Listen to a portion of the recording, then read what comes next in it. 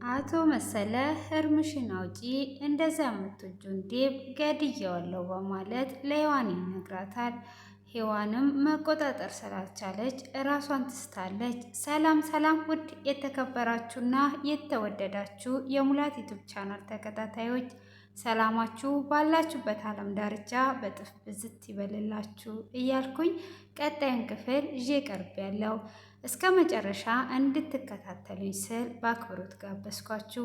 ስለምትከታተሉም እጅግ ከልብ እያመሰገንኩኝ ያለፈውን ክፍል ትንሽ ላስታውሳችሁ። አቶ መሰለም ሔዋንን ለመፈለግ እስከ አዲስ አበባ ድረስ ከመጣም በኋላ አግኝቷት ነበር።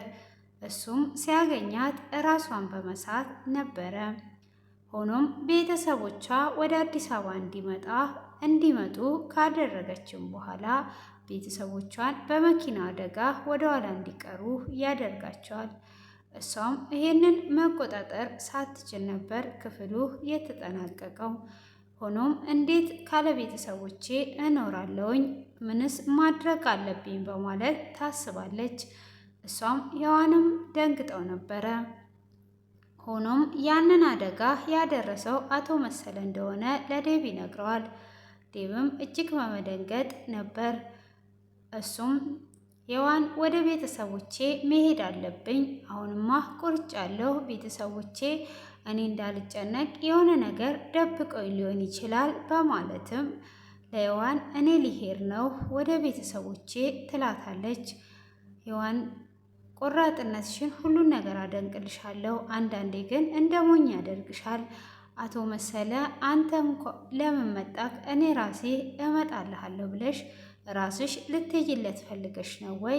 ምን እያረግሽ ነው ያለሽው? በፍጹም አይሆንም ብላ ሔዋን ትመልስላታለች። እሷም ከዚህ ሀሳቤ ምንም መቀየር አልችልም፣ እኔ ቤተሰቦቼን ማየት አለብኝ ብላ ትላታለች። እሷም እሺ በቃ አስቢበት፣ ግን በኋላ ራስሽን እንዳታጪ። እሱ ይሄን ሁሉ ጊዜ ፈልጎሽ ወደዚህ የመጣበት አንቺ ደግሞ ወደዛ ስትሄጂ ምን አይነት ደስታ እንደሚሰማው ታውቂያለሽ አይደል ወይ? አንቺ ስትኖሪ ነው እኮ ለቤተሰቦችሽ ምትደርሽላቸው። አንቺ ከሌለሽ ለቤተሰቦችሽም ለራስሽም ጸጸት ትሆኛለሽ። ስለዚህ አትሂጂ ብላን ብትላት ለዴብ ትነግረዋለች። ዴብንም ደብቃ እኔ ቤተሰቦቼ ጋር መሄድ አለብኝ ብላ ስትነግረው እኔ የምፈልገው አንቺን የሚያስደስትሽ ብቻ ነው። ስለዚህ መሄድም ካለብሽ ተደብቀን በሚስጥር ትሄጃለሽ። ይሄን መኪና ገራጅ እናቆምና ወደ ገጠር እንሂድና ብቻ አይተሻቸው ነው የምትመጪው በማለትም ይስማማሉ። ለማንም አልነግርም፣ ለሔዋንም ቢሆን አልነግራትም፣ አንቺም ለማንም እንዳትነፍሺ፣ ይሄንን ሚስጥር እናደርግና ሄደን እንመለሳለን በማለትም ይነግራታል። ወንድሜ ስለኔ ደስታ ስለተጨነቅ አመሰግናለሁ፣ በቃ እንሄዳለን በማለት ለሔዋንም የሆነ ቦታ ደርሰን እንመጣለን ብለው ወደ ገጠር ጉዟቸውን ያደርጋሉ። ዴብም ለአቶ መሰለ ምንም ሳይናገርና ምንም ሳያውቅ ነበር ቤተሰቦቿን እንድታገኝ ይዟት ሄደው። አቶ መሰለ መኪናው መንቀሳቀሱን አይቶ ወደ ገጠር መጥተዋል። እሱም ሔዋንን ይዟት መጥቷል በማለት ጠባቂዎቹ ይደውሉለታል።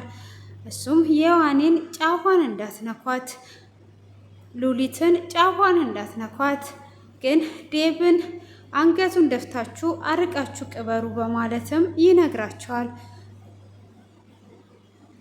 እሱም እሺ በማለት ግን በጣም ማስጠንቀቂያ እየነገራቸው ነበረ፣ ማንም ሰው እንዳይሰማ። በዛ ላይ እኔ ውሰዷት ያልኩበት ቦታ ሉሊትን ውሰዱልኝ በማለትም ይላቸዋል። እኔ ዴብም ቤተሰቦቿ ጋር ገጠር ደርሰዋል። እነሱ መኪናቸውን እዛ ፓርክ በማቆም ቀይረው ነበር የሄዱት። ሆኖም ቤት ከደረሱ በኋላ ሉሊት እናድራለን እያለችው ትገኛለች። በፍጹም አናድርም ይላታል። ሔዋንም ስልካቸውን ስትደውል የዴብም ሆነ የሉሊት ስልክ ስላልሰራላት ምን ሆነው ይሆን? ምን ውስጥ ገብተው ወይስ አይምሯቸውን ረፍት ለማድረግ ስልካቸውን ዘግተው ነው እያለች እየተጨነቀች ነበር። ማንቶሮም አትጨነቂ፣ ምንም ችግር የለም፣ ይህን ሽማግሌ እኔ ሂሳቡን እሰጠዋለሁ፣ ምንም ነገር መጨናነቅ አይጠበቅብሽም ብሎ አቶ መሰለንም ለማግኘት ይሄዳል። አቶ መሰለም እንዴት መጣ? ምን ፈልገን የመጣው? ጠባቂዎቹ እንዴት አስገቡ? ሲል አንዱን ወደ ግራ አንዱን ወደ ቀኝ ጥርሱን አውልቄለት ነው የመጣሁት በማለትም ይመልስለታል።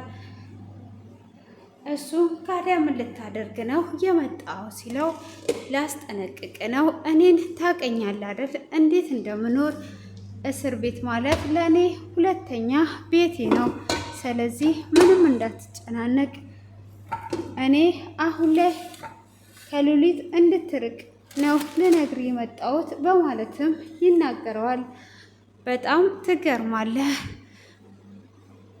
እገልሃለሁ ሲለው ለምን ካደህ አሁኑኑ አትጀምረውም በማለትም ይመልስለታል። እሱም እዚህ ጋር እኮ ብዙ ምስክሮች አሉ፣ ምስክሮች በሌሉበት ግን ገድዬ ዋጋህን አሳይሃለሁ በማለትም ይናገረዋል። እሱም እስቲ ሞክር በማለት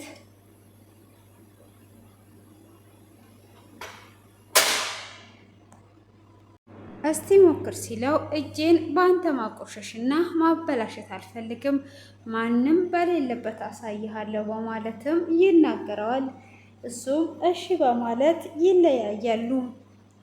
ሆኖም አቶ መሰለ እንግዲህ በስተመጨረሻ አስደብድቦትና እንዳይመለስና ሂሳቡን እንዲያገኝ አድርጎ ነበር የላከው።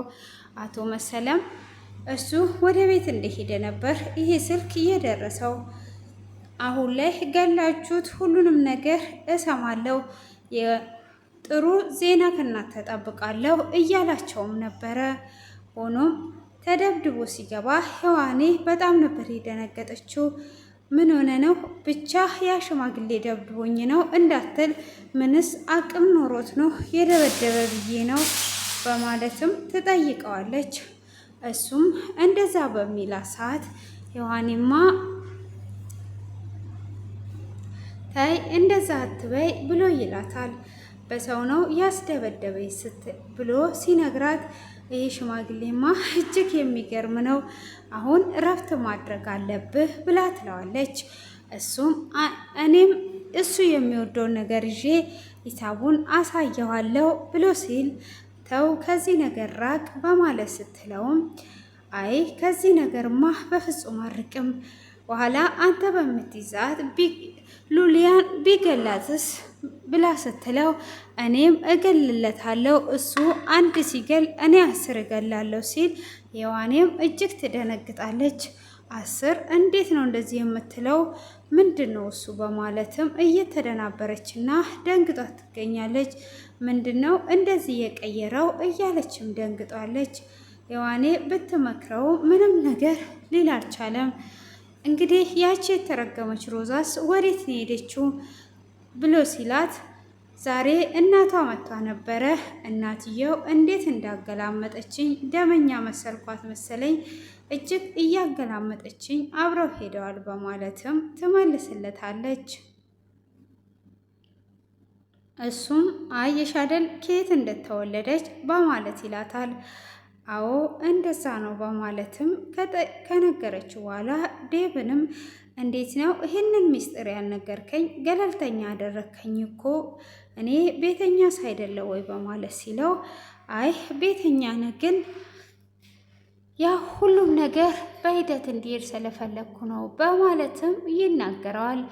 አሁን ላይ እንግዲህ በስተመጨረሻ ሔዋንን መጥቶ አቶ መሰለ አሁን ባልሽን ገድየዋለሁ እርምሽን አውጪ ብሎ ይላታል። ሔዋኔም እራሷን መቆጣጠር እያቃታት ክፍሉ በዚህ ተጠናቋል።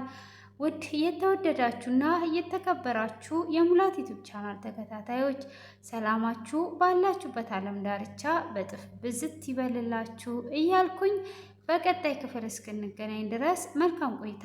ከልብ አመሰግናለሁ። ተባረኩ። ቀናችሁ ያማረ የተዋበ እግዚአብሔር አምላክ ከክፉ ነገር ሁሉ ይሰውራችሁ። ያለንበትን አገራችንን ሰላም፣ ፍቅር፣ አንድነት ያብዛልን። መልካም ቆይታ